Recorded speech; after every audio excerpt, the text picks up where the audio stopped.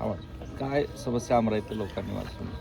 आज सकाळी सांगली शहरातील एक अत्यंत प्रतिष्ठित आणि प्रसिद्ध असणारं लोकांचं आवडतं ठिकाण म्हणजे अमराई क्लबमधलं जे काही हा वॉकिंग ट्रॅक आहे, जे गार्डन आहे, तिथे सांगली शहरातले अनेक नागरिक सकाळचे ह्या ठिकाणी स्वतःच्या व्यायामासाठी इथे येत असतात मोठ्या संख्येने.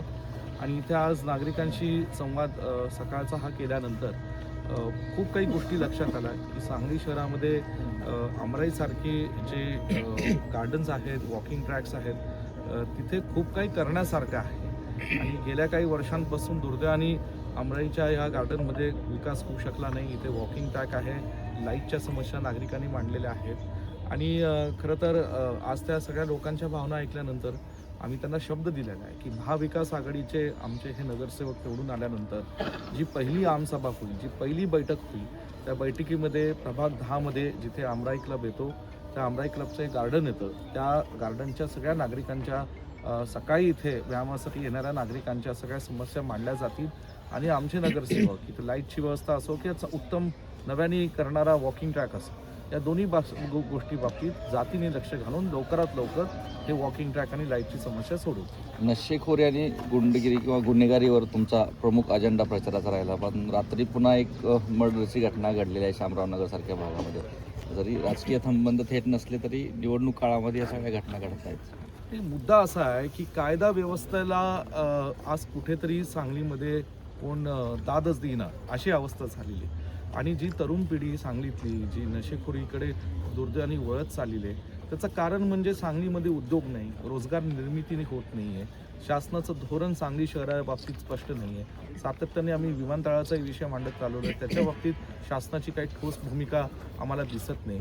नशेखोरीच्या बाबतीमध्ये आम्ही सातत्याने मी विधानसभेत सुद्धा हा आवाज उठवलेला आहे की ह्याच्या बाबतीत शासनाने पोलिसांनी गांभीर्याने दखल घेऊन हे जे हे बनवणारे कारखाने असतील आणि ह्याचं वितरण करणारी ठिकाणं असतील त्यावर कडक कारवाई झाली पाहिजे. आणि कडक म्हणजे अत्यंत कडक, नॉन बेलेबल ऑफेन्स हा झाला पाहिजे, तरच कुठेतरी ही नशेखोरी सांगली शहरातली थांबेल. आणि म्हणून कायदा अवस्था म्हणून कुठेतरी नागरिकांची गस्ती, जसं पोलीस मित्रचा संघ आहे तसं महाविकास आघाडी सांगलीत सत्तेवर आल्यानंतर तरुण पिढीला नागरिकांना विश्वासात घेऊन या नशेखोरी बाबतीत आम्ही मोठा उठाव लवकरात लवकर करणार आहोत. आणि त्याच्या बाबतीत ही कडक कार्यवाही करण्यासाठी आम्ही शासनाला भाग पाडणार आहोत. अजितदादांनी शेरी नाल्याचा प्रश्न निकाली काढू असं म्हटलेलं आहे मिरजेच्या सभेमध्ये. तसं वाटतंय महायुतीच्या ज्या पद्धतीच्या एक मुख्यमंत्र्यांनी सभा सोडली तर सगळे स्थानिक नेतेच ग्राउंडवरती आहेत. हे मुद्दा असा आहे की शेरी नाल्याचा प्रश्न हा गेल्या अनेक वर्षांपासून सांगलीमध्ये प्रलंबित आहे. आणि मला कळत नाही की आज जे सत्ताधारी महायुतीचे नेते, मग ते भाजपचे असो, राष्ट्रवादीचे असो, शिवसेनेचे असतील, त्या तिन्ही पक्षातले नेते आज केवळ 3 दिवसाच्या आता मतदानाचा कालावधी शिल्लक आहे, 3-4 दिवसाचा, येऊन जे घोषणाबाजी करतायत की आम्ही हे करू ते करू, हा प्रश्न सोडू, हरकत काहीच नाही, आनंदच आहे. सांगलीचे प्रश्न सुटले, नागरिकांचे प्रश्न सुटले, आम्हाला आनंदच आहे. परंतु गेले 10 वर्ष जेव्हा देशात तुमची सत्ता होती, महाराष्ट्रात भाजपची सत्ता होती, त्यामध्ये ह्या ठिकाणी अनेक वर्ष हीच सगळी मंडळी मंत्री होते, मुख्यमंत्री होते, उपमुख्यमंत्री राहिले.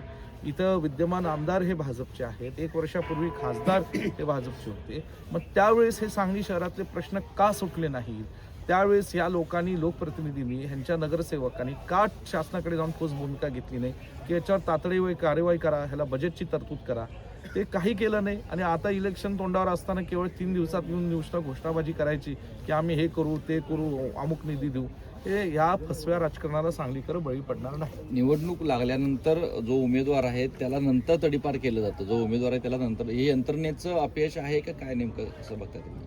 100% हे सुडाचं राजकारण महायुतीतल्याच एकमेकांच्या पक्षांमध्ये चाललंय. आणि संपूर्ण हा महायुतीच्या 3 पक्षांचा तमाशा हा महाराष्ट्राची जनता बघतीये.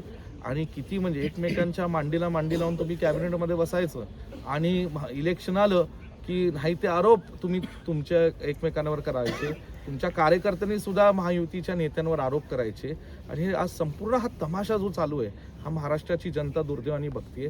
आणि म्हणून सत्ताधारीच पक्षाच्या काही मंडळींनी निवडणुकीच्या कालावधीत सत्ताधारीच पक्षाच्या आज काही लोकांवर तडीपाराचे या ठिकाणी नोटीस काढलेले आहेत. म्हणजे कुठेतरी आज त्यांचंच एकमेकांमध्ये जुळत नाही हे लोकांना दिसते. मग त्यांचं जुळतच नसेल तरी महानगरपालिका कशी चांगली चालवणार हा प्रश्न उभा राहतो.